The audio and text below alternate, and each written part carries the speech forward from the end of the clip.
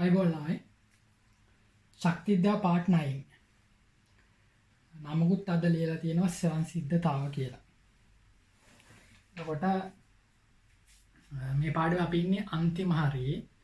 එතකොට resource book එක ඔයගලන්ට දීලා තියෙන සම්පත් පොත ඔයගොල්ලෝ බැලුවොත් ඔයගලන්ට බලා ගන්න පුළුවන් තව ඉතුරු වෙලා තියෙන්නේ පිටු 4:00ක සිද්ධාන්ත කොටසක්. හරිද? මේ පිටු 4:00 පිටු 1:00 තියෙන තඩි ගානක්. එතකොට ඒ ගාන අයින් කරාට පස්සේ තියෙන පිටු 3යි සිද්ධාන්ත. එතකොට පිටු 3 ඉවරනාට පස්සේ පස්වෙනි එකකත් ඉවරයි. කියන්නේ ඔයගොල්ලෝ දැන් සතුටු වෙන්න ඕනේ. තේරුණාද? 2021 ළමයි හැටියට පාඩම් 5ක් ඉවරයි කියලා සතුටු වෙන්න ඕනේ. ඔහේ ඉවර කළා නෙවෙයි. තා ඉහලින් ඉවර කරා කියලා ඔයගොල්ලෝ ලොකු සතුටක් ලබන්න ඕනේ. හරිද? ඊට පස්සේ අපි ඉතින් මේ පාඩම ඉවර වෙලා හොඳ ගණන් ටිකකුත් හදලා දාමු. එතකොට මේ සිද්ධාන්ත කොටසට එන්න කලින් යමක් කියන්න තියෙනවා ඔයගොල්ලන්ට. ඔයගොල්ලන්ට මතක නම් හතරවෙනි ඒකකයේ අවසාන භාගයට එනකොට මම කිව්වා මෙහිම. මොනවාද චාලකානුක වාදයට. එතකොට ඒ චාලකානුක වාදයෙන් ඇවිල්ලා ඊට පස්සේ අවදි උෂ්ණත්වය වගේ සිද්ධාන්ත වලට එද්දී ඔයගොල්ලන්ට විශේෂයෙන්ම පන්තියේ කිව්වා ළමයි මේ කොටස අවධාරණයෙන් කියන්නේ අවධානයෙන් අහන් ඉන්න කියලා කිව්වා. ඒ විදිහටම ඔයගොල්ලෝ අහන් හිටියා.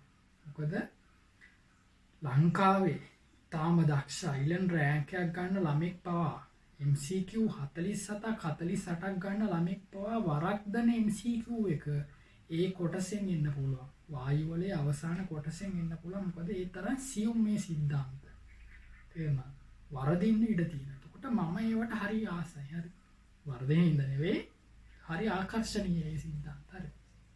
එතකොට ළමයි මෙතනත් මේ අවසාන පිටු 3 තේරුණාද? රිසෝස් බුක් එකේ අවසාන පිටු 3 තියෙන මේ සිද්ධාන්ත කොටසත් ළමයි ඒ වගේ කොටසක්. ඒ නිසා මම මෙතනදිත් ඔබට කියනවා ඔබෙන් ඉල්ලා සිටිනවා අවධාරණයෙන් කියා සිටින්නේ අවධානයෙන් අහන්න. හරිද?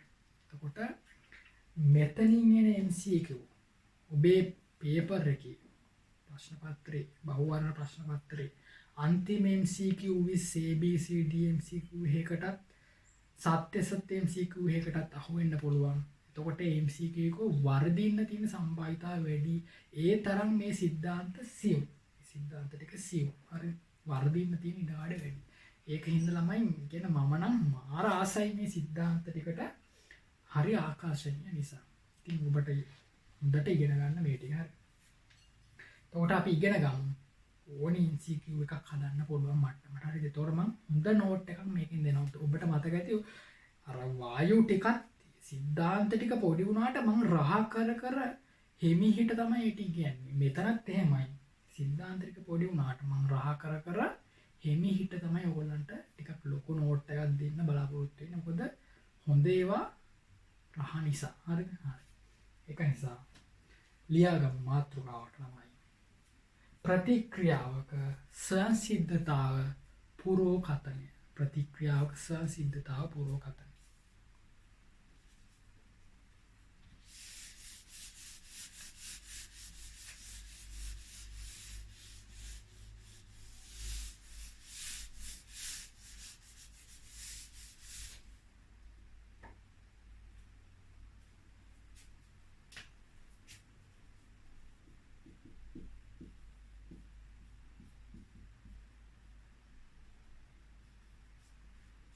මේ ලෝකේ විපර්යාස වෙනවා. තේරුණාද? ප්‍රතික්‍රියා වෙනවා. විපර්යාසයක් කියන්නේ එක අවස්ථාවක ඉඳන් තවත් අවස්ථාවකට එනවා. ආරම්භක අවස්ථාවේ සිට අවසාන අවස්ථාවටපත් වීම විපර්යාසයක් කියන්නේ. එතකොට ළමයි අලුත් වචනයක් ආවා ඔයගොල්ලන්ට. මොකද්ද සංසිද්ධතාව? මොකද්ද මේ සංසිද්ධතාව කියන්නේ? සංසිද්ධතාව කියලා කියන්නේ විපර්යාසයක් වෙනවද නැද්ද වගේ හැඟීමක්. මේක දිහා බලලා අපි කියනවා මේක වෙනවද නැද්ද? මේක සංසිද්ධද නැද්ද? ඒ වගේ. හරි. එතකොට තව ටිකක් ගැඹුරට යමු. එහෙම නෙවෙයි සංසිද්ධතාව ටිකක් ගැඹුරු අර්ථ දැක්වීමක් තියෙනවා. මෙහෙම හරිද? මේ ප්‍රතික්‍රියාව වෙන ආකාර දෙකක් තියෙනවා. එකක් තමයි ළමයි A සහ B මිශ්‍ර කළ පමණින් මිශ්‍ර කළ විගසින්ම ප්‍රතික්‍රියාව වෙන අවස්ථා තියෙනවා. උදාහරණයකට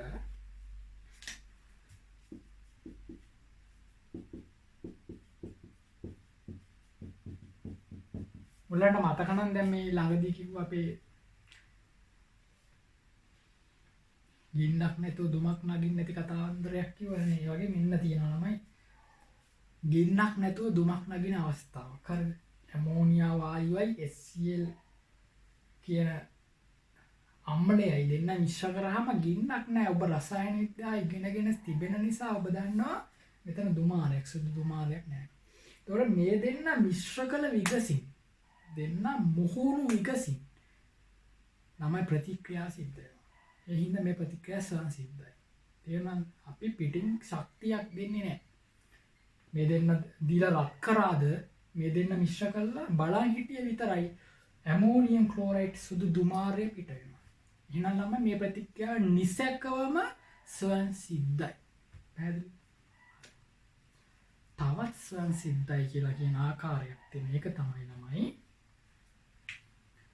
හරිද? දෙන්න මිශ්‍ර කළ පමණින් ප්‍රතික්‍රියාව වෙන්නේ නැහැ. තේරුණාද?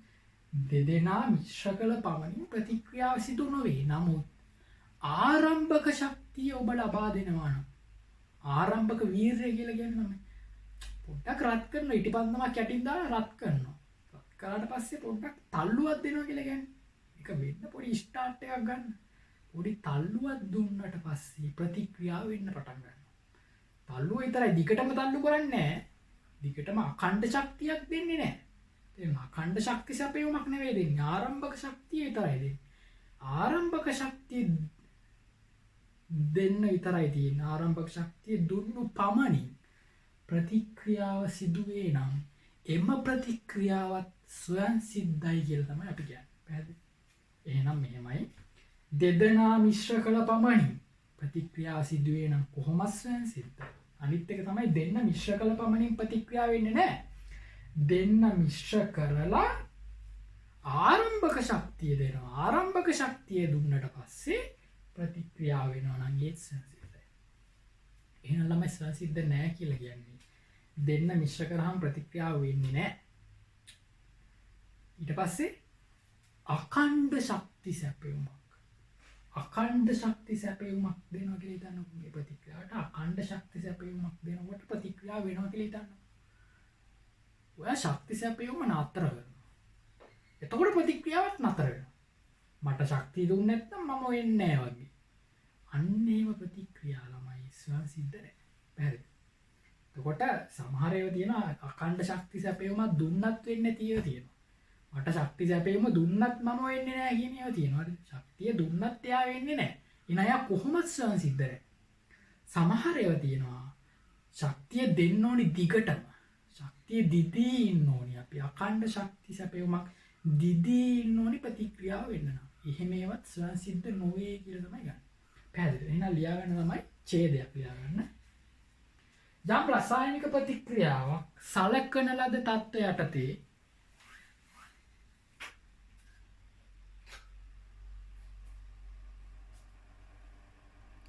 යම් රසායනික ප්‍රතික්‍රියාවක් සලකන ලද තත්ත්වය යටතේ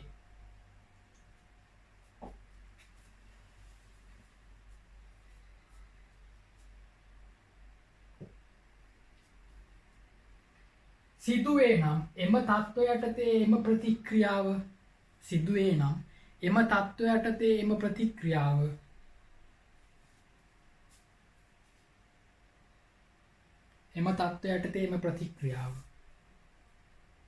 ස්වයං සිද්ධයයි කියයි. එම තත්ත්වය යටතේ එම ප්‍රතික්‍රියාව ස්වයං සිද්ධයයි කියයි. මෙම ක්‍රියාවලි වලට බාහිරින් අඛණ්ඩ ශක්ති සැපයුමක් දීමෙන් තොරව මෙම ක්‍රියාවලි වලට බාහිරින් අඛණ්ඩ ශක්ති සැපයුමක් දීමෙන් තොරව ස්වයං සිද්ධව සිදුවේ. ස්වයං සිද්ධව සිදුවේ. ඇතැම් විට ප්‍රතික්‍රියාව ආරම්භයේදී යම් ශක්තියක් දිය යුතු වුවද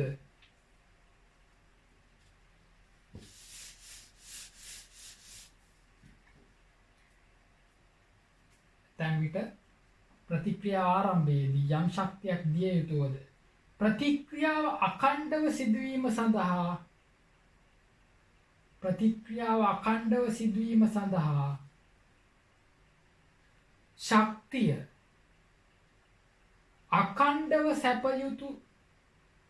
ශක්තිය අඛණ්ඩව සැපයිය යුතු නොවේ නම්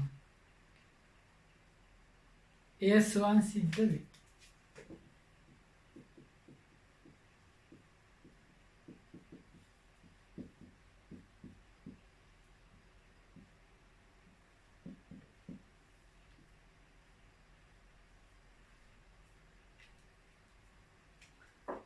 සැපයිය යුතු නොවේ නම් එය ස්වයන් සිද්ධ වේ. හරිද? දැන් අපි උදාහරණයක් අරගෙන බලමු ස්වයන් සිද්ධද නැද්ද කියලා. එතකොට ඔයගොල්ලන්ට වඩා පැහැදිලිව මේක අවබෝධ කරගන්න පුළුවන්. හරිද? එතකොට පළවෙනි උදාහරණය ලියා ගන්න තමයි මැග්නීසියම් දහනය. දහනය කරනවා කියන්නේ තමයි ඔක්සිජන් යටතේ වාතයේ තියෙන ඔක්සිජන් යටතේ දහනය කිරීමක් තියෙනවා. මැග්නීසියම් පටියක් කරලා දහනය කරනවා. ඔයගොල්ලෝ ඉස්කෝලේ ගියාම ඉස්කෝලේ ලැබ් එකේ කෙමිස්ට්‍රි ලැබ් එකේ තියෙනවා මැග්නීසියම් පටි. ගන්න මැග්නීසියම් පටියක් අතට ගන්නවා. දැන් මැග්නීසියම් කියන සාධකයේ තියෙනවා. ඔක්සිජන් කියන සාධකයේ මේ වායු ගොඩේ ඇතිවෙන්න තියෙන 121ක් ඔක්සිජන් තියෙනවා.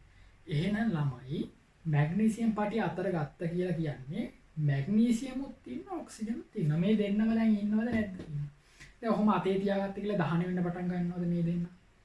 නේ දහණය වෙන්නේ නැහැ. මේ දෙන්න අතේ තියාගත්ත කියලා දහණය වෙන්නේ නැහැ. දැන් එහෙම කියලා සෝඩියම් එහෙම ගන්න එපා. සෝඩියම් ගත්තොත් නම් දහණය වෙනවා නේද? සෝඩියම් කැලලම දහණය වෙනවා.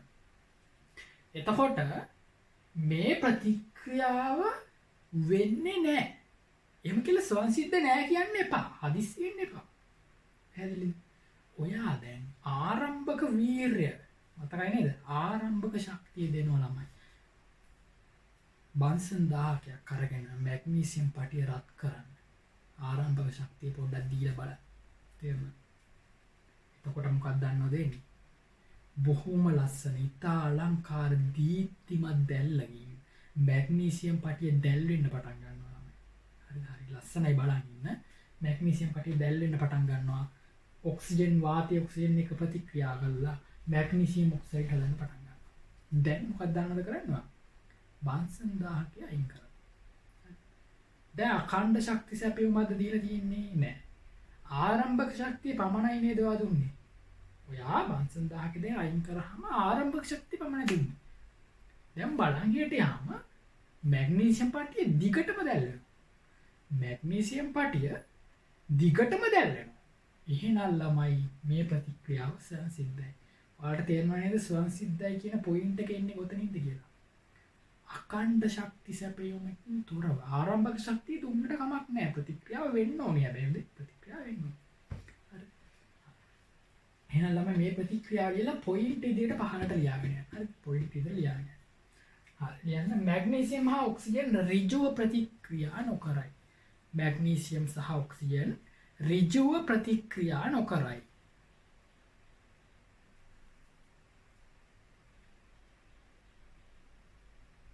රත් කළ විට පහළට ලියාගෙන යනවාද? රත් කළ විට දීප්තිමත් දැල්ලක් සහිතව මැග්නීසියම් දහනය වේ. රත් කළ විට දීප්තිමත් දැල්ලක් සහිතව මැග්නීසියම් දහනය වේ.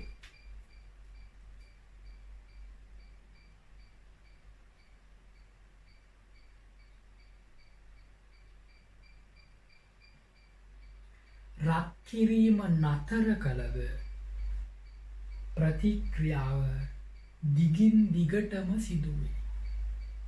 රත් කිරීම නතර කළද ප්‍රතික්‍රියාව දිගින් දිගටම සිදුවේ. එනම් මෙය ස්වයං සිද්ධ ප්‍රතික්‍රියාවකි.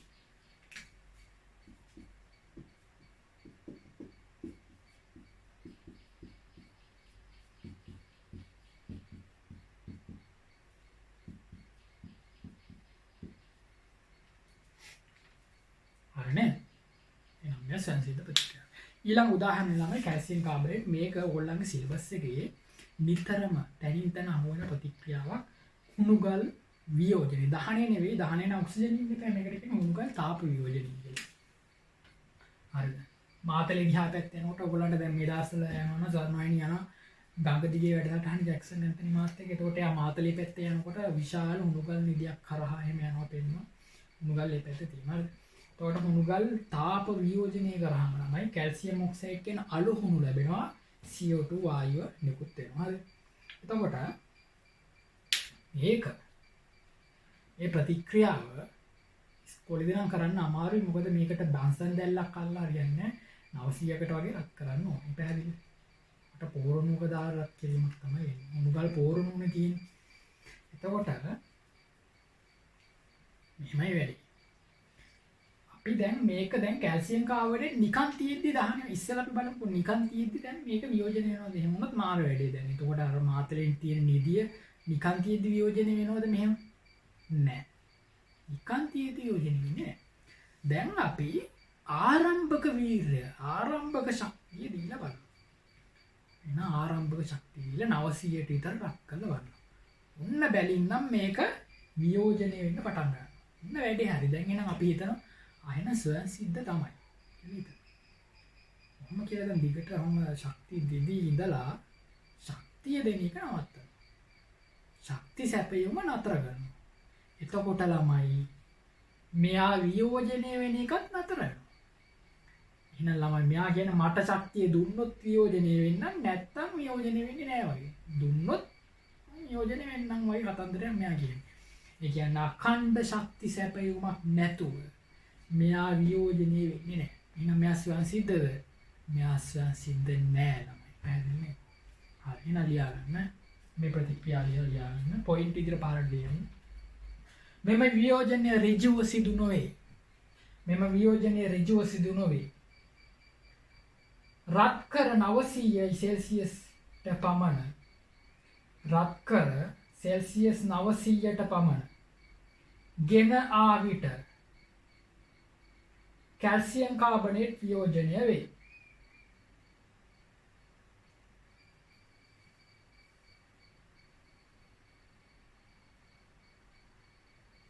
රත් කිරීම නතර කළ විට කැල්සියම් කාබනේට් වියෝජනය වීම නවතී. රත් කිරීම නතර කළ විට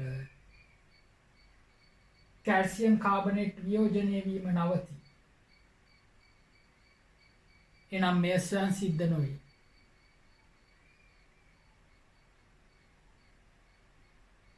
එනම් මෙය ස්වයන් සිද්ධ නොවේ. දැන් ප්‍රතික්‍රියා දෙකක් දුන්නනේ ළමයි. ප්‍රතික්‍රියා මේ ලෝකේ ඕනි තරම් තියෙනවා. දැන් මං කිව්වා එකක් ස්වයන් සිද්ධ එකක් ස්වයන් සිද්ධ නැහැ කියලා. මම ඔබෙන් ප්‍රශ්නයක් අහනවා. ඔබ සතුව ඥානයක් තියෙනවද? ඔබට පහළ වුණු නුවණක් තියෙනවද? ප්‍රතික්‍රියා දිහා බලන් ඉඳලා මේක ස්වයන් සිද්ධද නැද්ද කියලා කියන්න. මට නම් එහෙම නුවණක් නැහැ. මට නම් බෑ කියන්න ප්‍රතික්‍රියා දිහා බලලා මේක නම් ස්වයන් සිද්ධයි. එහෙම කියන්න නුවණක් මට නැහැ ළමයි. හරි. එහෙනම් ළමයි අපිට ප්‍රතික්‍රියා දිහා බලන් ඉඳලා ඒක කියන්න බෑ. ස්වයන් සිද්ධද නැද්ද කියලා. එහෙනම් අපිට ඒකට ක්‍රමවේදයක් තියෙන්න ඕනේ. අන්නේ ක්‍රමවේදය හොයාගෙන යන ගමනක් තමයි මේක. ප්‍රතික්‍රියාවක ස්වයන් සිද්ධතාව විමසන්න ක්‍රමවේදයක් හොයන්න තමයි අපි දැන් හදන්නේ. පැහැදිලි. නම් ලියා ගන්න වාක්‍යයක්. මේ අනුව වෙනම හොඳේ වෙනම වාක්‍යයක්. මේ අනුව ප්‍රතික්‍රියාවක් දෙස බලා එහි ස්වයන් සිද්ධ බව පැවසීම අපහසු නිසා ඒ සඳහා ක්‍රමවේදයක් තිබිය යුතුය.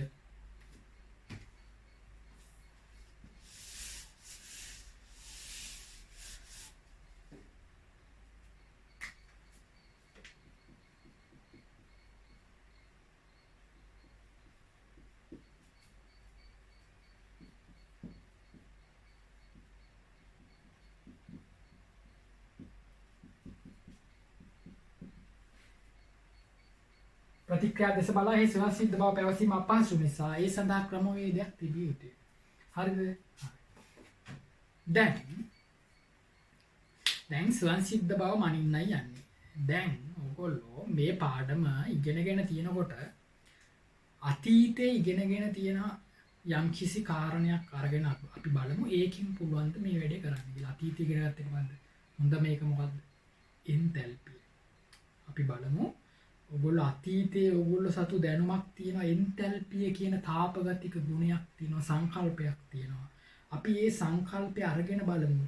එන්තැල්පියෙන් අපිට පුළුවන් ද ස්වයන් සිද්ධ බව නිර්ණය කරන්න. එහෙමොත් මරුනේ. ඒ කියන්නේ තාපදායක නම් ස්වයන් සිද්ධයි. තාප අවශෝෂක නම් ස්වයන් සිද්ධ නැහැ. අන්න ඒ වගේ මට්ටමකට එන්න පුළුවන් නම් නියමයි නේද? අපි නේද චෙක් කරලා බලමු. එහෙමොත් ලේසියෙන් වැඩි. එහෙනම් වාක් ලියන මාතෘකාවක්. හරිද? තාපදායක මාතෘකා තාපදායක ඇල ඉරක් තාප අවශෝෂක ප්‍රතික්‍රියා සහ ස්වයන් සිද්ධතාව. තාපදායක ඇල ඉරක් තාප අවශෝෂක ප්‍රතික්‍රියා සහ ස්වයන් සිද්ධතාව.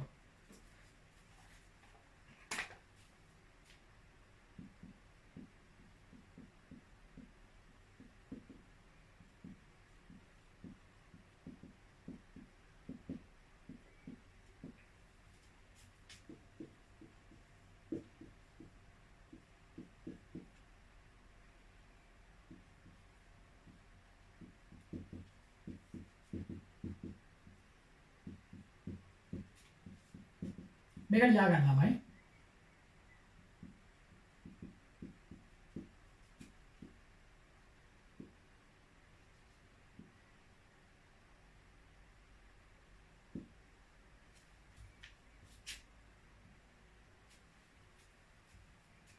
ප්‍රතික්‍රියා ටික ලියාගෙන හතරක් ලියන ප්‍රතික්‍රියා ටික ලියාගෙන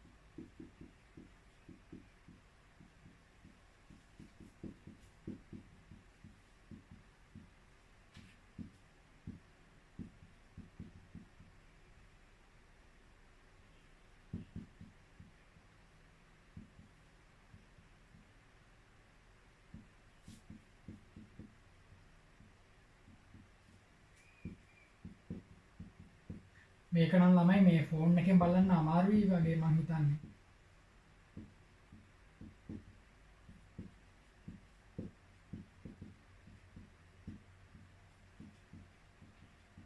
අම්බෙවට හැකට දාගන්න එක වඩා සුදුසුයි. හරි මේ ප්‍රතික්‍රියා හතර ලියාගන්න ඉස්සරහින් ලියලා තියෙන ස්වයන් සිද්ධ වේ නොවේ කියන එකත් ලියාගන්න.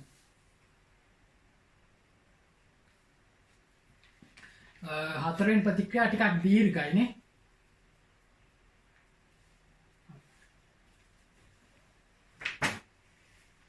හරි. පළවෙනි ප්‍රතික්‍රියාව බලන්න. පළවෙනි ප්‍රතික්‍රියාව දිහා බැලුවාම ඔබට පේනවා ඍණ 890. හරි. හරි. ඒකෙන් තාපදායක ප්‍රතික්‍රියාවක්. හරිද? තාපදායක ප්‍රතික්‍රියාවක්. ස්වයන් සිද්ධයි කියලා දැන් මම දීලා තියෙන ස්වයන් සිද්ධයි. එහෙනම් වැඩේ හරි. තාපදායක නම් ස්වයන් සිද්ධයි. මොකද අපි දැන් මතක තියාගන්න හදන ලේසිනේ වැඩි. ස්වයන් සිද්ධයි තාපදායක නම් ස්වයන් සිද්ධයි කියලා දැන් මතක තියාගන්න යන්න.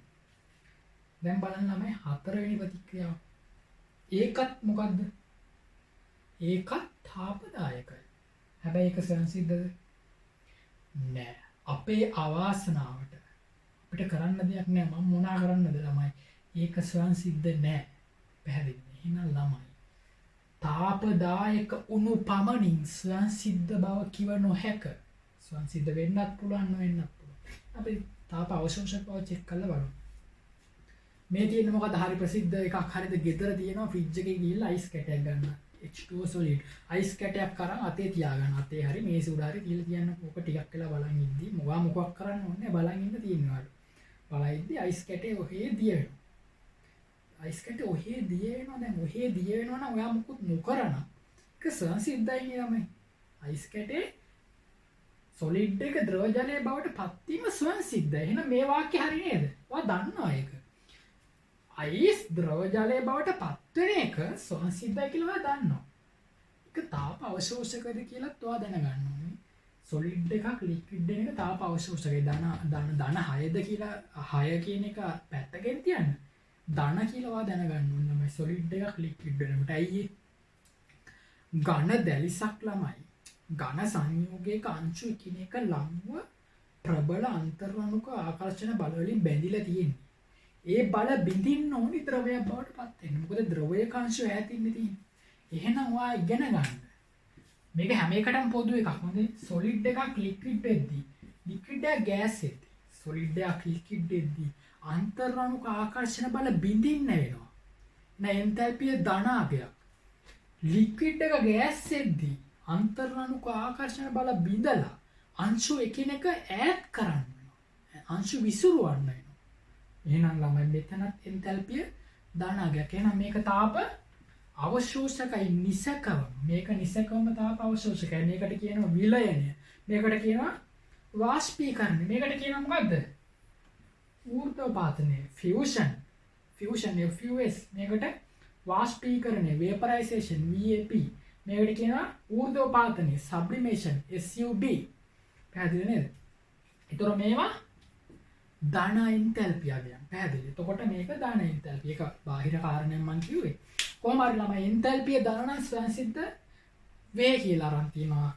තුන්වෙනි ප්‍රතික්‍රියාවෙත් එන්තැල්පිය ධන. හැබැයි අපේ අවාසනාවට ඒක සංසිද්ධ නොවේ කියලා තියෙනවා. එහෙනම් ළමයි අපි අමාරුවේ වැටුණා.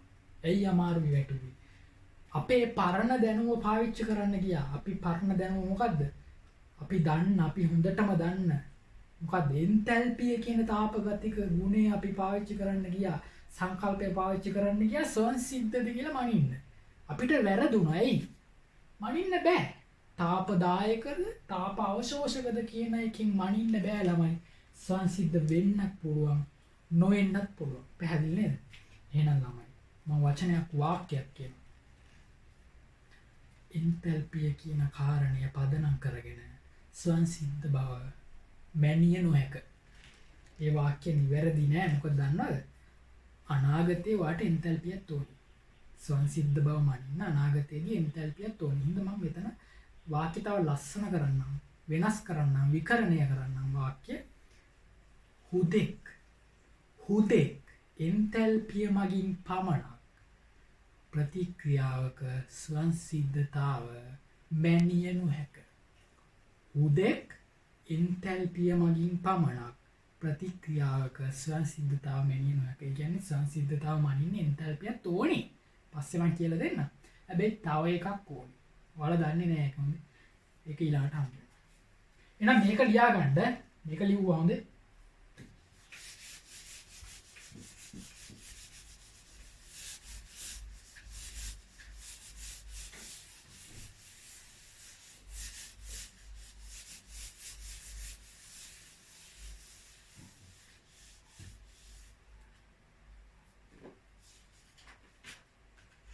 හරි ලියාගමු වාක්‍යයක්.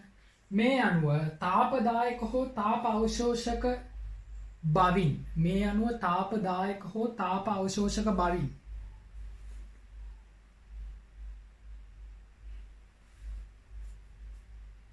ප්‍රතික්‍රියාවක සංසිද්ධ බව මැනිය නොහැක.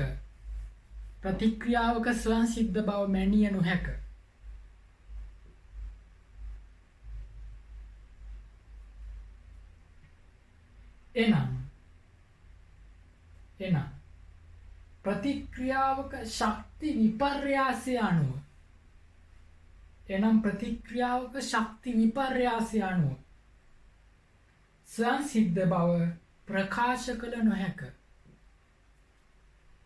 එනම් ප්‍රතික්‍රියාවක ශක්ති විපර්යාසය අනුව සංසිද්ධ බව ප්‍රකාශ කළ නොහැක.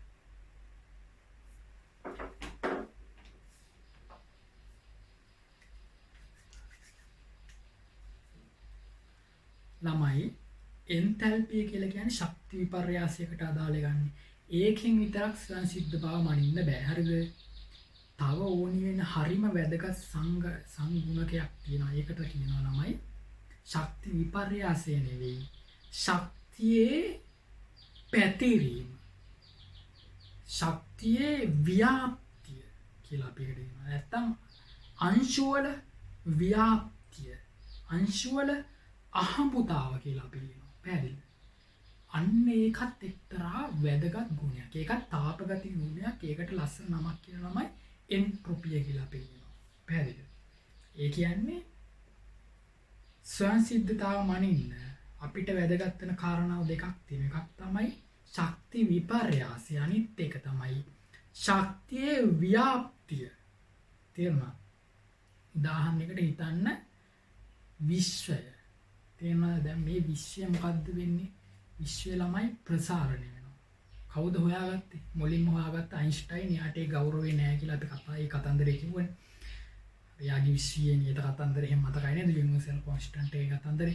ඊට පස්සේ හබල් ඒ දුරේක්ෂය මගින් ඒ ඔබ ෆොටෝ මගින් ඡායාරූප මගින් විශ්ව ප්‍රසාරණය වෙනවා කියලා දැනගත්තා. හරි. එතකොට විශ්ව ප්‍රසාරණය වෙනවා. ඊටත් බොහෝ කාලයකට කලින් බුදුහාමුදුරුවෝ කිව්වා විශ්ව ප්‍රසාරණය වෙනවා කියලා. අපි මේ ජීවත් වෙන කාලයට කියනවා තමයි විවට්ට කල්පය කියලා. විශ්ව ප්‍රසාරණය වෙනවා කියලා බුදුහාමුදුරුවෝ දේශනා කළා තියෙනවා. එතකොට විශ්ව ප්‍රසාරණය කියන එකේ තේරුම මොකක්ද ළමයි? අංශු එකිනෙක මොකක් වෙනවද? අංශු එකිනෙක ලං වෙනවද? ඈත් වෙනවා.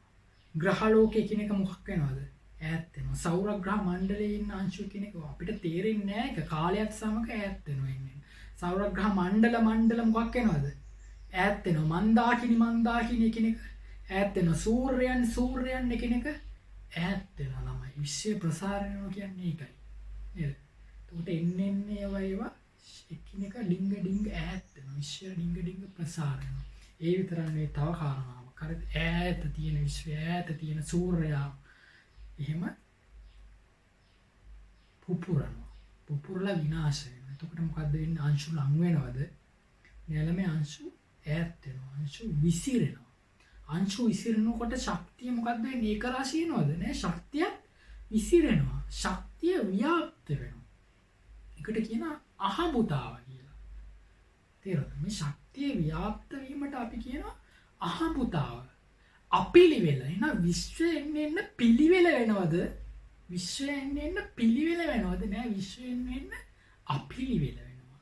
විශ්වයෙන් එන්න අංශු එකිනෙක ඈත් වෙලා ග්‍රහලෝක පුපුරලා සූර්යයන් පුපුරලා අංශු එකිනෙක ඈත් වෙලා චාලක ශක්ති ව්‍යාප්ත වෙලා මොකද්ද වෙන්නේ? එන්න ව්‍යාප්ත වෙනවා. ශක්තිය ව්‍යාප්ත වෙනවා. අපිලිවෙල වෙනවා. අහඹුතාව වැඩි වෙනවා. තේරෙනවද? විශ්වයේ අහඹුතාව වැඩි වෙනවා. විශ්වයේ අහඹුතාව වැඩි වෙන. ඒකට නස් නමක් කියන්නද මම? විශ්වයේ එන්ට්‍රොපිය වැඩි වෙනවා. ළමයි අලුත් වචනයක්. හොඳේ.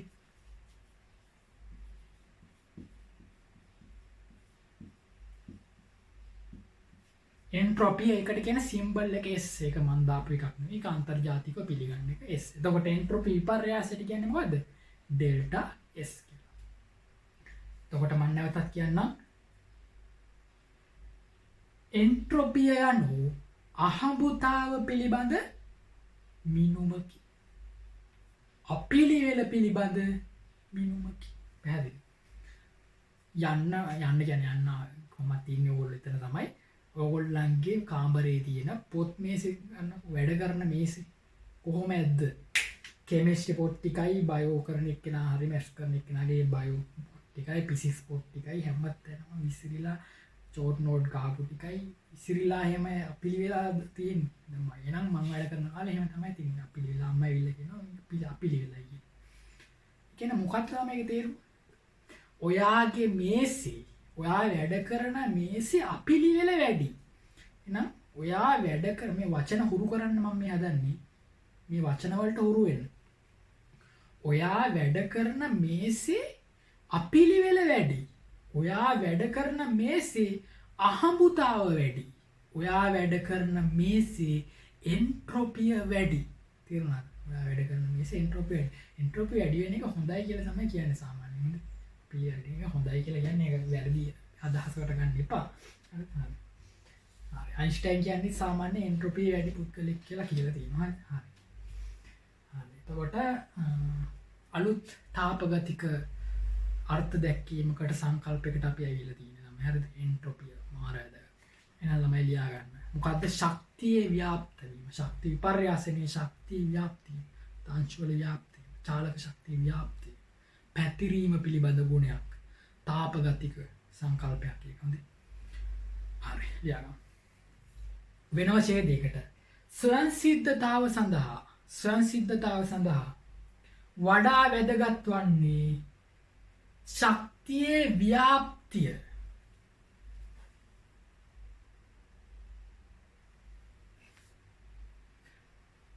ස්වයංසිද්ධතාව සඳහා වඩා වැදගත් වන්නේ ශක්තියේ ව්‍යාප්තිය යන සාධකයයි.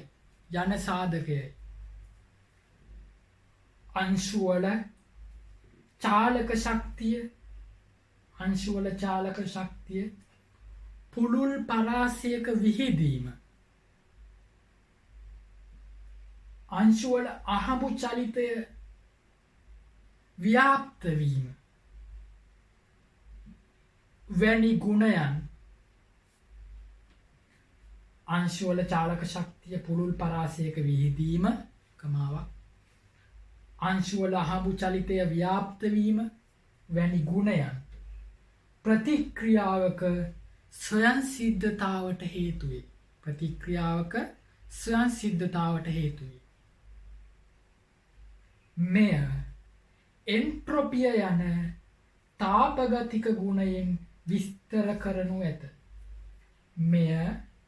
එන්ට්‍රොපිය යන තාපගතික ගුණයෙන් විස්තර කරනු ඇත.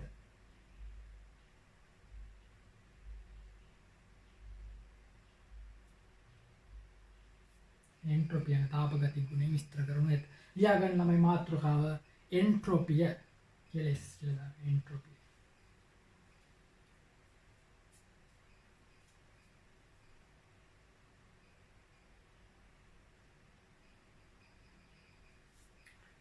තොර පද්ධතියක අපිළිවෙල පිළිබඳ පද්ධතියක අහඹුතාව පිළිබඳ බිඳුමක් තමයි එන්ට්‍රොපිය කියලා කියන්නේ. පැහැදිලිද? එතකොට එන්ට්‍රොපිය කියන්නේ තවත් තාපගතික මිනුමක්. එන්තැල්පිය වගේ. තව කාරණයක් මම කියන්නම්. එන්ට්‍රොපිය කියන්නේ ළමයි අවස්ථාශ්‍රිතයක්. ඒවා අය කියලා දෙන්න ඕනද අවස්ථාශ්‍රිත කියන එක. අවස්ථාශ්‍රිත කියන්නේ මොකද්ද? දැන් විපර්යාසයක් හිතන්න. විපර්යාසයක තියෙනවා ළමයි අවස්ථා දෙකක්. මොකද්ද? විපර්යාසයක තියෙනවා ආරම්භක අවස්ථාව, අවසාන අවස්ථාව. එතකොට අවස්ථාශ්‍රිත කියලා කියන්නේ මොකද්ද? ඒ අවස්ථාව මත පමණක් රඳා පවතින ශිත. තේරෙනවද? මාර්ගය මත රඳා නොපවතින ශිත කියන්නේ එන්තැල්පි අවස්ථාශ්‍රිතයක්. එන්තැල්පිය රඳා පවතින ළමයි ආරම්භක අවස්ථාවේ දත්ත මතයි, අවසාන අවස්ථාවේ දත්ත මතයි පමණයි. මාර්ගය මත වැඩක් නැහැ.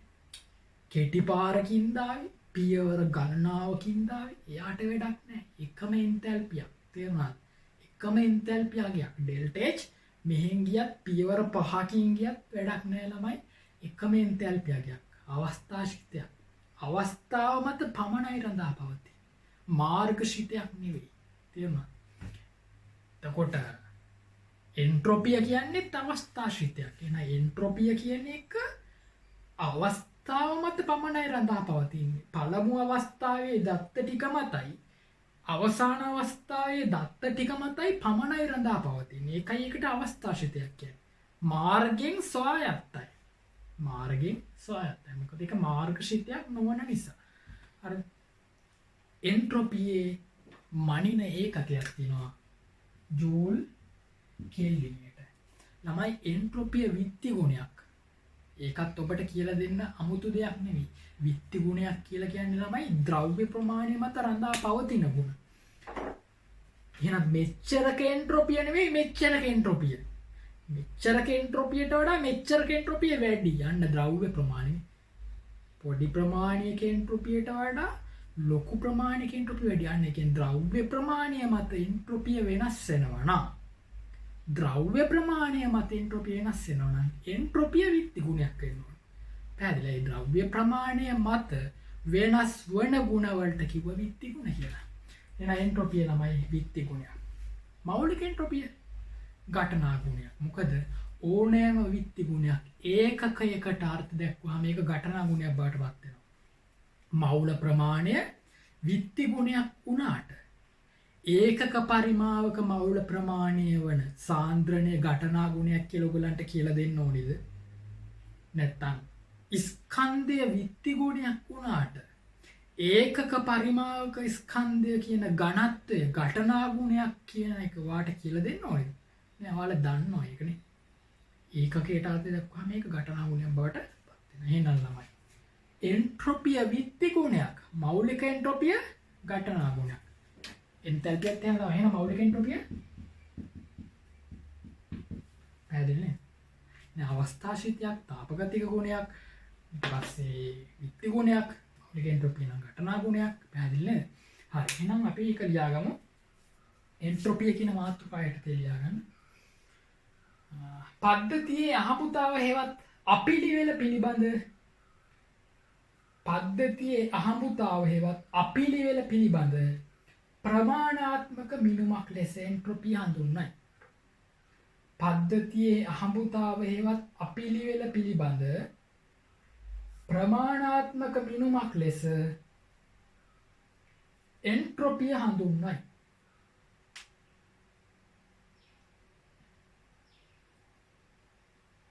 ප්‍රමාණාත්මක මිනුමක් ලෙස එන්ට්‍රොපිය හඳුන්වයි. එන්ට්‍රොපියද එන්තැල්පියමෙන් අවස්ථාශ්‍රිතයක් වන අතර එන්ට්‍රොපියද එන්තැල්පියමෙන් අවස්ථාශ්‍රිතයක් වන අතර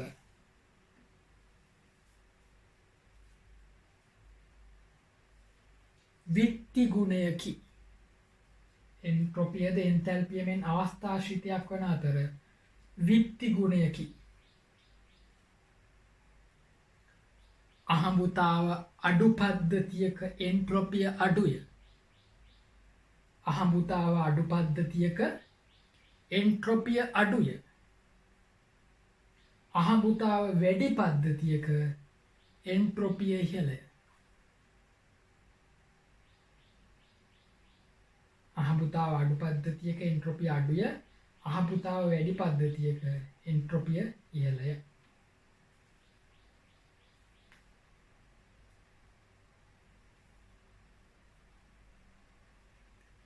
ඔයගොල්ලෝ අතරේ දැන් ඉන්නකොද ළමයි දෙන්නෙක් ඉන්න එක ළමෙක් ඉන්නවා බොහොම තැම්පත් වැඩි දඟලන්නේ නැහැ නේ. ඒ ළමයාගේ එන්ට්‍රොපිය අඩුයි. එක ළමෙක් ඉන්නවා දඟලනවා කොයි ඉලෙත් එහෙට දඟලනවා මෙහෙට දඟලනවා. එහෙනම් ඒ ළමයාගේ එන්ට්‍රොපිය වැඩි. අහඹුතාවය වැඩි යන්නේ. වගේ කතන්දරයක් හරි. හරි. එහෙනම් ළම පේලි දෙකකට ලියා ගන්න. එන්ට්‍රොපිය එකක කියලා මේක ලියා ගන්න. මෞලික එන්ට්‍රොපිය එකක කියලා මේක ලියා ගන්න. එන්ට්‍රොපිය එකක කියලා මේක ලියා ගන්න. මෞලික එන්ට්‍රොපිය එකක කියලා මේක ලියා ගන්න.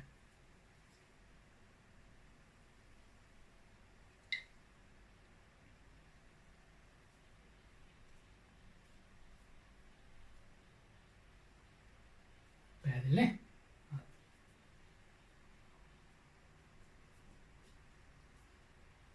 එහෙනම් දැන් එන්ට්‍රොපිය කියන්නේ සංසිද්ධතාව. එන්ට්‍රොපිය කියන්නේ අහඹුතාව පිළිබඳ වීම. එන්ට්‍රොපිය කියන්නේ අපිළිවෙල පිළිබඳ වීම. අපි කතා කර හිටියේ සංසිද්ධතාව ගැන. හරි. ප්‍රතික්‍රියාවක සංසිද්ධතාව ගැන. එහෙනම් ළමයි අපිට දැන් අලුත් අර්ථ දැක්වීමක් හම්බෙලා තියෙන එන්ට්‍රොපිය කියලා.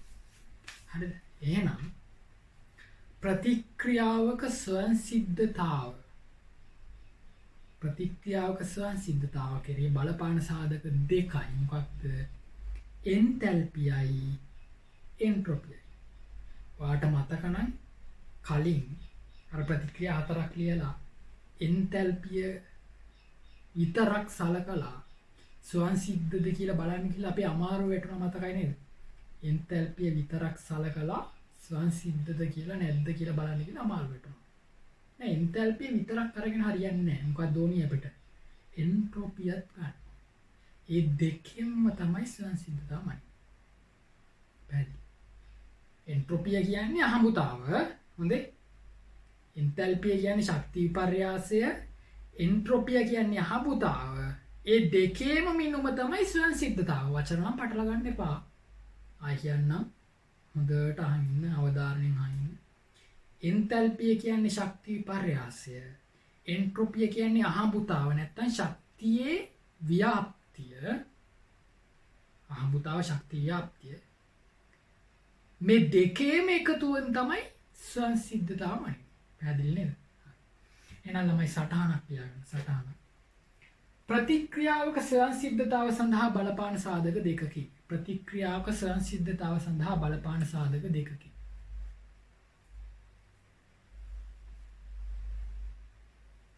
ප්‍රතික්‍රියාවක ස්වයං සිද්ධතාව සඳහා බලපාන සාධක දෙකකි.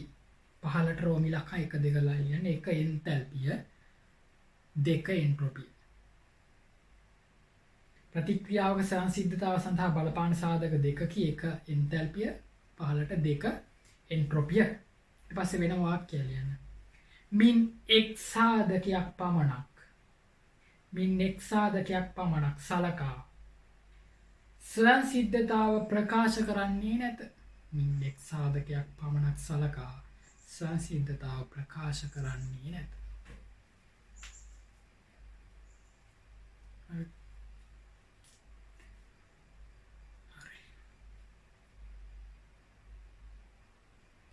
ප්‍රකාශ කරන්නේ නැත.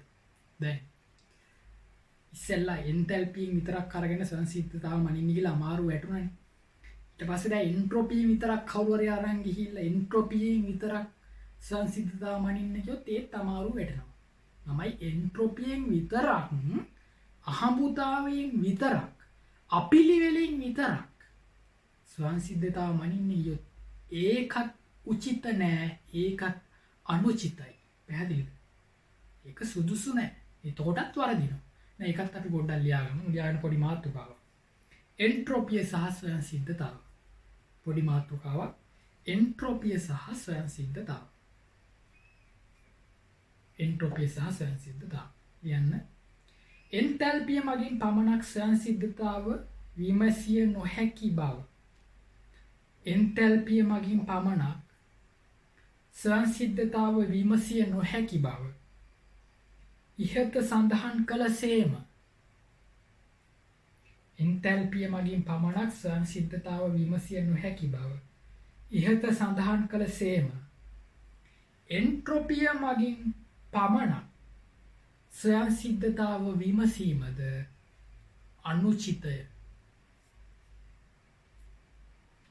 එන්තැල්පිය මගින් පමණක් ස්වයං සිද්ධතාව විමසිය නොහැකි බව ඉහත සඳහන් කළ සේම. එන්ට්‍රොපිය මගින් පමණක් ස්වයං සිද්ධතාව විමසීමද අනුචිතය. ස්වයං සිද්ධතාව කෙරෙහි මෙම සාධක දෙකම බලපායි.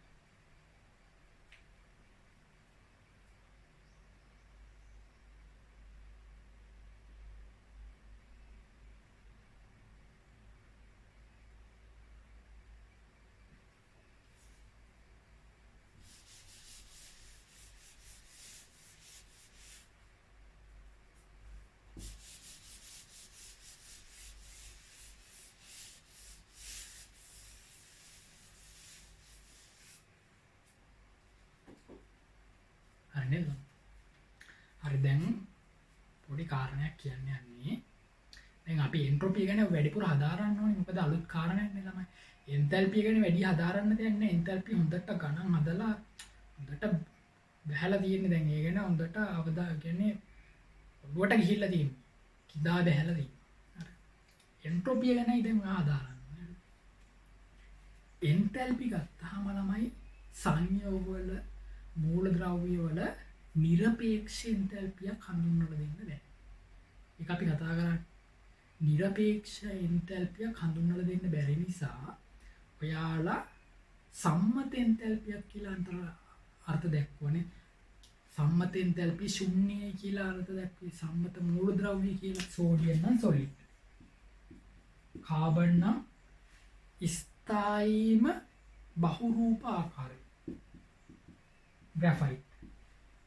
අයඩින් නම් සොලිඩ්. බ්‍රෝමීන් නම් ලික්විඩ්. මර්කරි නම් ලික්විඩ් කියලා. මෙන්න සම්මත මූලද්‍රව්‍ය. මේ සම්මත මූලද්‍රව්‍ය වල එන්තැල්පිය ශුන්‍යයි කියලා අපි ගත්තනේ සම්මත එන්තැල්පිය.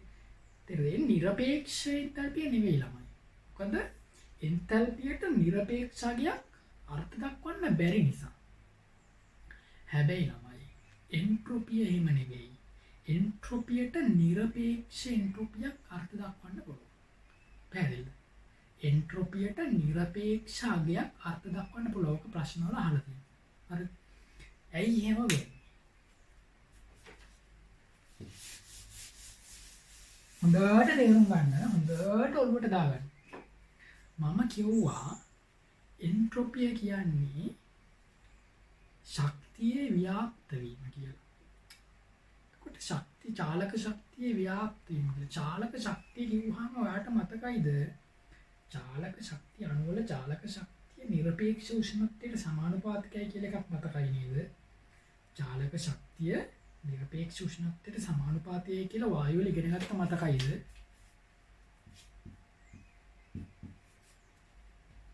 චාලක ශක්තිය නිරපේක්ෂ උෂ්ණත්වයට සමානුපාතිකයි. නිරපේක්ෂ කියන්නේ කෙල්වින් උෂ්ණත්වය. හරිද? එතකොට ළමයි හරිද? පදාර්ථවල කෙල්වින් බිඳුවේදී නැත්නම් නිරපේක්ෂ ශුන්‍යයේදී චාලක ශක්තිය මොකක් වෙනවද? ශුන්‍ය වෙන්න ඕනේ නේද? කෙල්වින් බිඳුවේදී නැත්නම් T බිඳුවේදී මේ අංශ වල චාලක ශක්තියේ ව්‍යාප්තිය ශුන්‍ය වෙන්න ඕනේ නේද? තේරුණා නේද? කෙල්වින් බිඳුවේදී අංශ වල චාලක ශක්තියේ ශක්තිය ව්‍යාප්තිය ශුන්‍ය වෙන්න ඕනේ. ඒ කියන්නේ එන්ට්‍රොපිය ව්‍යාප්තිය එන්ට්‍රොපිය කියන්නේ එන්ට්‍රොපිය ව්‍යාප්තිය නේ. يعني ව්‍යාප්තියටම හඹුතාවයටම එන්ට්‍රොපිය කියන්නේ. ඒ ව්‍යාප්තිය ශුන්‍ය වෙන්න ඕනේ. ශක්තියේ ව්‍යාප්තිය ශුන්‍ය වෙන්න ඕනේ. කියන්නේ එන්ට්‍රොපිය මොකක් වෙන්න ඕනේද? ශුන්‍ය වෙන්න ඕනේ.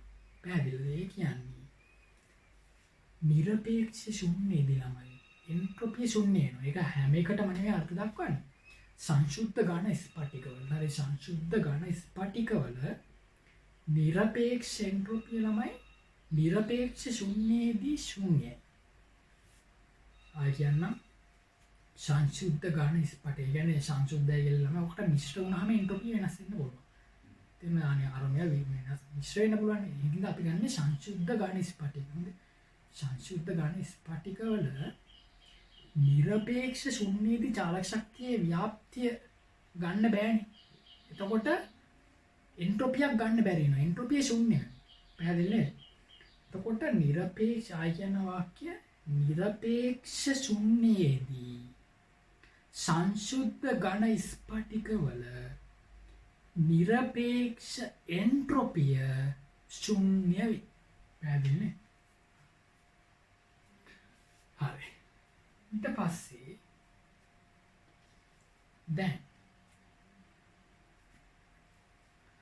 දැන් සම්මත තත්ත්ව කියලා එකක් තියෙනවා. සම්මත තත්ත්ව කියන්නේ නිරපේක්ෂ ශුන්‍ය නෙවෙයි. සම්මත තත්ත්ව කියන්නේ මොකක්ද?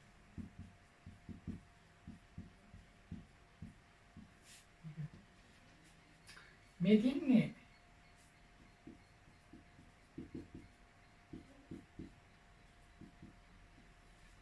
නිරපේක්ෂ උෂ්ණත්වය. මේ තියන්නේ සම්මත තත්ත්වය. එතකොට මෙතනදී මනින්නේ නිරපේක්ෂ කියන්නේ මෙතනදී නිරපේක්ෂ එන්ට්‍රොපිය ශුන්‍යයි. ඒකට සාපේක්ෂව මෙතනදී ඒ සංශුද්ධ ඝන ස්පටිකට එන්ට්‍රොපියට අගයක් තියෙනවා නම් මෙතනදී ඒක ශුන්‍යයි කියලා කියවනේ. තේරුණාද? මෙතනදී එන්ට්‍රොපිය ශුන්‍යයි. චාලක ශක්තිය ව්‍යාප්තිය ශුන්‍ය නිසා. E සමානුපාතිකයි T නිසා මෙතනදී එන්ට්‍රොපිය ශුන්‍යයි. හරිද? හැබැයි මෙතනදී උෂ්ණත්වයක් තියෙනවනේ. මෙතෙන්ට අගයක් තියෙනවා. පැහැදිලිද? මෙතෙන්ට සංශුද්ධ ඝන ස්පටිකයට එන්ට්‍රොපි අගයක් තියෙනවා. සම්මත තත්ත්වයට තියෙන. හැබැයි ළමයි ඒකත් නිරපේක්ෂයි නේද? කියන්නේ මේකත් නිරපේක්ෂයි. මේ අගය නිරපේක්ෂ අගයක්. ඒ බිඳුවට මේකත් නිරපේක්ෂ අගයක්, මේකත් නිරපේක්ෂ අගයක්. පැහැදිලිද? හැබැයි මේ නිරපේක්ෂ අගය මැල්ලා තියෙන්නේ නිරපේක්ෂ ශුන්‍යයේදී.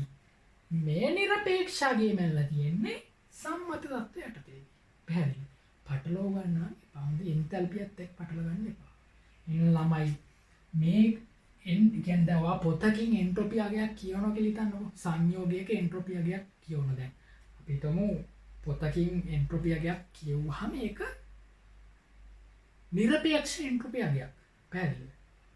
එතකොට සම්මත තත්ත්වයට තියෙන්නේ. එතකොට සම්මත තත්ත්වයට තියෙන එන්ට්‍රොපිය සාපේක්ෂ එන්ට්‍රොපියක් නෙවෙයි.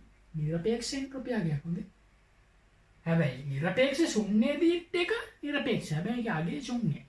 ශුන්‍යයි. අගේ ශුන්‍යයි. මෙතෙන්ට අගයක් තියෙනවා. ඒකයි වෙනස. මෙතෙන්ට අගයක් තියෙනවා. හැබැයි ඒක නිරපේක්ෂම තමයි. එහෙනම් ලියා ගන්න ළමයි. සම්මත මෞලික එන්ට්‍රොපිය කියන මාතෘකාව ලියා ගන්න. සම්මත මෞලික එන්ට්‍රොපිය. සම්මත මෞලික එන්ට්‍රොපිය කියන්නේ සම්මත මෞලික එන්ට්‍රොපිය කියන්නේ මේ සම්මත තත්ත්වයට තියෙන මෞලික එන්ට්‍රොපිය අපි දැන් මනිනවා සම්මත තත්ත්ව කියන කතන්දරය තමයි උතෙන් තියෙන්නේ. හරි. ඒක නිරපේක්ෂයි කියලා මම සටහනකින් දෙන්නම්කො ඉස්සරහට. හරි. යන්න ශක්තිය හෝ එන්තැල්පිය මෙන් නොව ශක්තිය හෝ එන්තැල්පිය මෙන් නොව එන්ට්‍රොපියේ නිරපේක්ෂ අගය මිනුම් කළ හැක. ශක්තිය හෝ එන්තැල්පිය මෙන් නොව එන්ට්‍රොපියේ නිරපේක්ෂ අගය මිනුම් කළ හැක.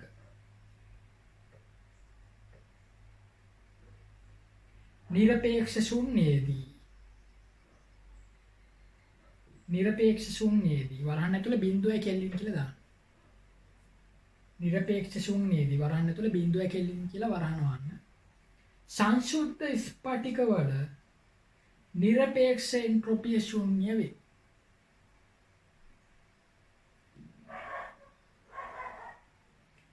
නිරපේක්ෂ ශුන්‍යයේදී සංශුද්ධ ස්පටිකවල නිරපේක්ෂ එන්ට්‍රොපිය ශුන්‍ය වේ.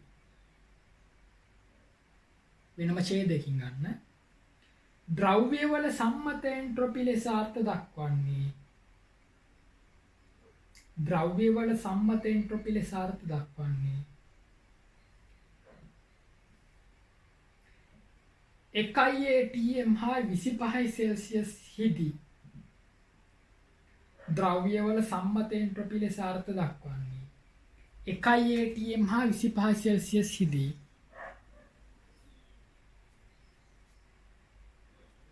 මිනුම් කළ නිරපේක්ෂ එන්ට්‍රොපි අගයන් යන්න. ඒකත් නිරපේක්ෂ හොඳේ. 1 atm හා 25 සෙල්සියස් හිදී මිනුම් කළ නිරපේක්ෂ එන්ට්‍රොපි අගයන්ය.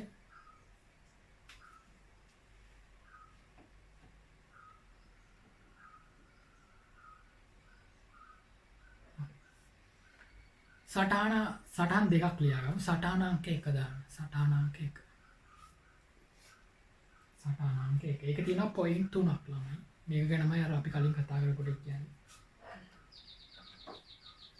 පළවෙනි පොයින්ට් එක. නිරපේක්ෂ ශුන්‍යයේදී මැනන එන්ට්‍රොපියද නිරපේක්ෂ වේ. නිරපේක්ෂ ශුන්‍යයේදී මැනන එන්ට්‍රොපියද නිරපේක්ෂ අගයකි. සටහන අංක 1 යටතේදී පොයින්ට් 3ක් තියෙනවා. පළවෙනි පොයින්ට් එක. නිරපේක්ෂ ශුන්‍යයේදී මැනන එන්ට්‍රොපියද නිරපේක්ෂ අගයකි. දෙවෙනි පොයින්ට් එක. 1 atm ඇලයිරක් 25 සෙල්සියස් යන සම්මත අවස්ථාවේදී මැනෙන සම්මත එන්ට්‍රොපියද නිරපේක්ෂ අගයකි. 1 atm සෙල්සියස් 25 යන සම්මත අවස්ථාවේදී මැනෙන සම්මත එන්ට්‍රොපියද නිරපේක්ෂ අගයකි.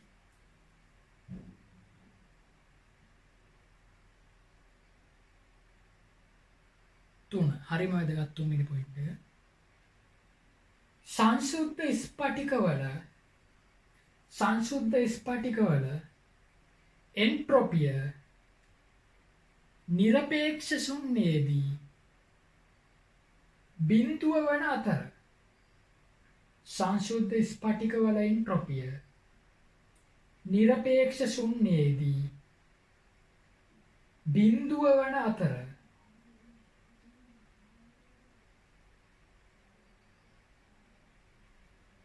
සම්මත තත්ත්ව යටතේදී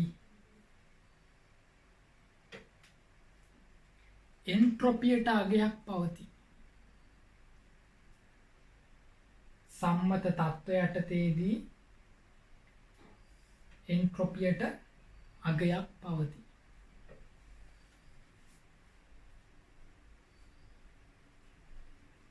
හරි. කියන්නේ සංශුද්ධ ස්පටිකයක් ගත්තාම නිරපේක්ෂ ශුන්‍යයේදී ළමයි එයාගේ නිරපේක්ෂ එන්ට්‍රොපිය ශුන්‍යයි. හරි. සම්මත තත්ත්ව නැත්නම් සම්මත අවස්ථා කියලාත් කියන අලුත් සිලබස් එකේ සම්මත අවස්ථා කියලාත් උඩ සම්මත අවස්ථාවේදී ඒ නිරපේක්ෂ එන්ට්‍රොපිය සංශුද්ධ ඝන ස්පටිකයේ නිරපේක්ෂ එන්ට්‍රොපිය ශුන්‍ය නෙවෙයි අගයක් තියෙනවා. හැබැයි ඒකත් නිරපේක්ෂ අගයක් දැන් යාට ඇවිල්ලා. ශුන්‍ය නෙවෙයි මොකද ශුන්‍ය නිරපේක්ෂ ශුන්‍යනේ. මෙතනදී අගයක් ඇවිල්ලා. ඒක පොතෙන් කියව ගන්න. පොත්වල තියෙනවා ඒක හොඳ. පොත්වල මේ අගේ කියව ගන්න. ගණන් හදද්දී ඕනේ අපි ඉස්සරහට ගණන් හදනවා. ගණන් හදන්න මේ අගේ ඕනේ නේද? හරි. සටහන අංක 2. සටහන අංක 2.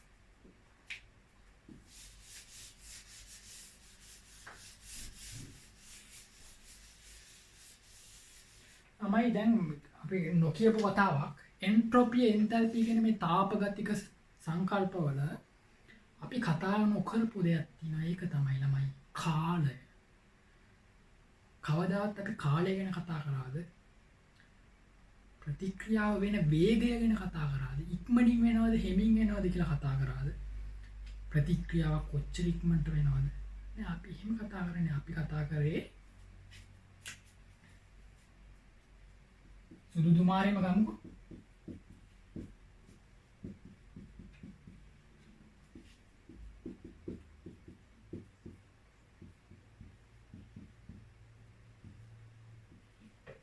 තව ප්‍රසිද්ධ ප්‍රතික්‍රියාවක් තියෙනවා. හරි. මේ ප්‍රතික්‍රියා දෙක ගමු.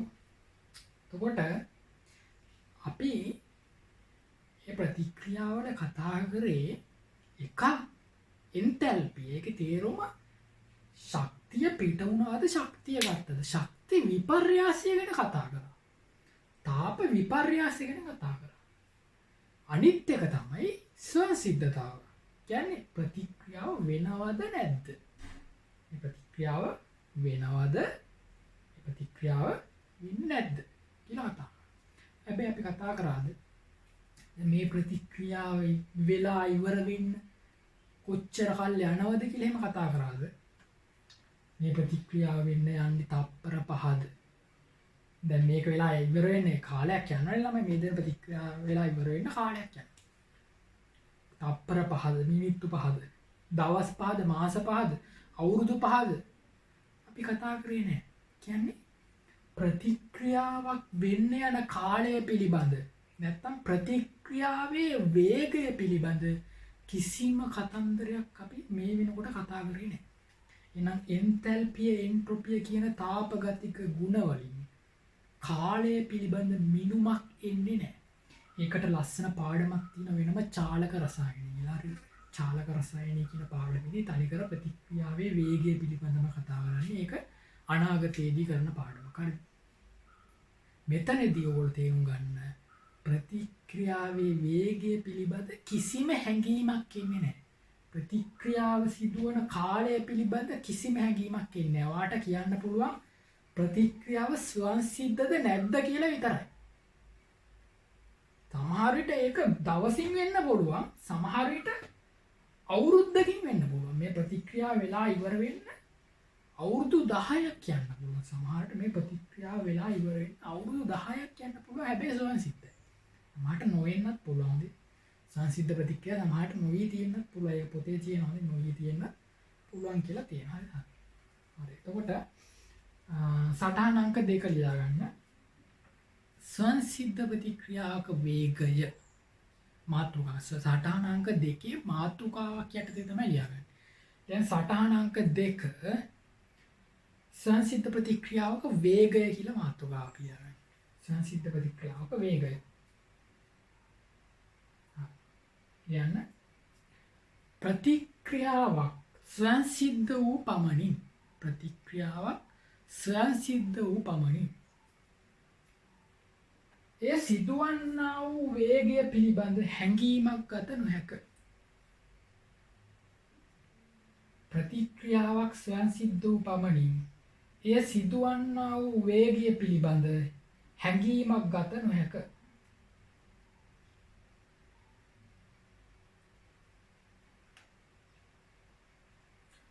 ස්වයන් සිද්ධතාව යන සංකල්පයට ස්වයන් සිද්ධතාව යන සංකල්පයට කාලය ඇතුළත් නොවේ. ස්වයන් සිද්ධතාව යන සංකල්පයට කාලය ඇතුළත් නොවේ.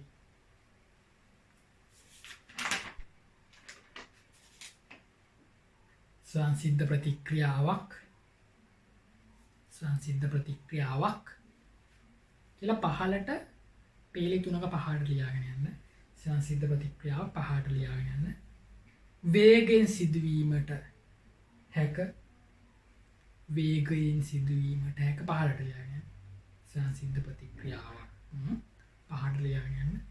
වේගයෙන් සිදුවීමට හැක සෙමෙන් සිදුවීමට හැක සිදු නොවී පැවතීමට හැක. වේගයෙන් සිදුවීමට හැක සෙමෙන් සිදුවීමට හැක සිදු නොවී පැවතීමට හැක. බලයි මොකද්ද මේ සිදු නොවී පැවතීමට හැක කියන්නේ?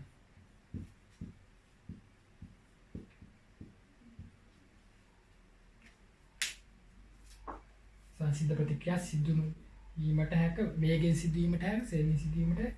දැන් මේ ප්‍රතික්‍රියා සංසිද්ධයි කියලා අපි පටන් ගත්තා නේද? මේ පාඩම පටන් ගන්නකොටම කිව්වා මේ ප්‍රතික්‍රියා සංසිද්ධයි කියලා. මතකද පොයින්ට් 4ක් ලිව්වා. දැන් මේක සිදු වෙනවද? බන්සන් 1000ක් යටින් තිබ්බේ නැත්තම් තමයි මේක වෙනවද? දැන් මේක සංසිද්ධයි හැබැයි සිදු නොවී පැවතින එකක් මේක. සංසිද්ධයි සිදු නොවී පවතින ප්‍රතික්‍රියාවක් මේක. පැහැදිලි නේද? ඔස්සේ මම මේව උගන්වන්නේ තමයි රිසෝස් බුක් එකට අනුව හොඳේ සම්පත් පොතේ තියෙන කරුණු අනුව ඒකේ තියෙන වචනයක් පාසා මම අරගෙනයි මේ උගන්වන්නේ. හොඳේ ඔයගොල්ලන්ට අධ්‍යයනය කරලා බලන්න පුළුවන්. හරිද? මේ වචන තියෙනවා එහෙමම පොතේ. හරිද? අලුත් දිශා නිර්දේශය. වෙනම ඡේදයක් ඉදිරියට යන්න. වෙනම ඡේදයක් ඉදිරියට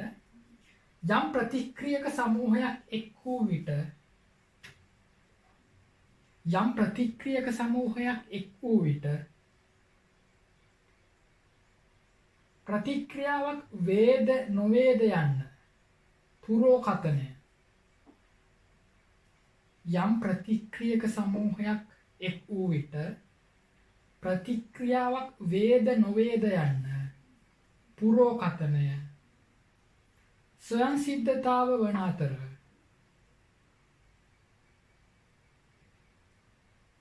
ප්‍රතික්‍රියාව කොතරම් වේගයෙන් සිදුවන්නේද යන්න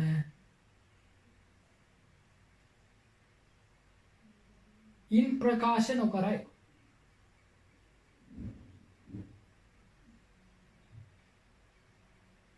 ප්‍රතික්‍රියාවක් වේද නොවේද යන්න පුරෝකතනයේ ස්වයන් සිද්ධතාව වන අතර ප්‍රතික්‍රියාවක් කොතරම් වේගයෙන් සිදුවන්නේද යන්න ඉන් ප්‍රකාශ නොකරයි.